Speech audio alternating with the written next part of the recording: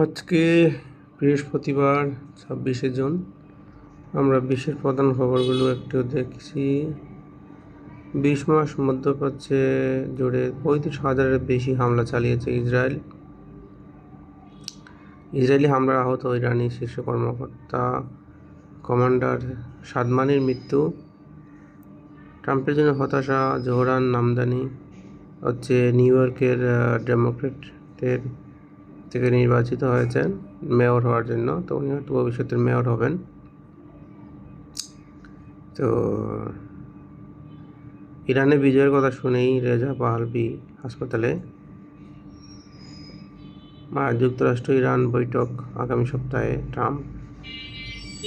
Trump ঘোষণা দিয়েছেন যে যুক্তরাষ্ট্র এবং ইরানের একটা বৈঠক হবে সাম্প্রতিক সময়ের, এবং ইরান পারমাণবিক কোনো অস্ত্র বানাবে না এরকম যে চুক্তি ছিল, এটা নিয়েও যদি ইরান সেই চুক্তি না বানায়, ইরান এখানে একটা খবর দেখতেছে যে ইরান পারমাণবিক চুক্তি থেকে বেরিয়ে গেলে এটি খুব দুঃখজনক হবে।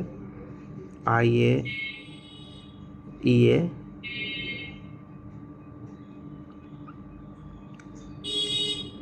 International atomic energy agency Iran সাহসিকতার সঙ্গে লড়াই করেছে। ট্রাম্প নাগরিকদের ক্ষেপণাস্ত্র হামলায় ভুয়া সতর্ক বার্তায় ইসরায়েলি সামরিক বাহিনী। মেক্সিকোতে ধর্মীয় উৎসবের সময় বাড়িতে গুলিবর্ষণ, কমপক্ষে 10 জন নিহত। দক্ষিণ কোরিয়ার ট্রেন চালককে করা হলো শ্রমমন্ত্রী। হামলার পরই ইসরায়েলি গোয়েন্দারা ইরানি জেনারেলদের স্ত্রী সন্তান সহ হত্যার হুমকি দিয়েছিলেন।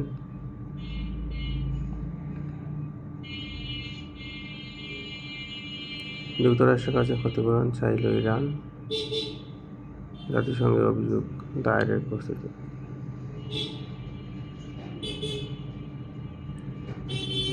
ইসরায়েলের সঙ্গে কোনো যুদ্ধবিরতি চুক্তি সই করেনি ইরান।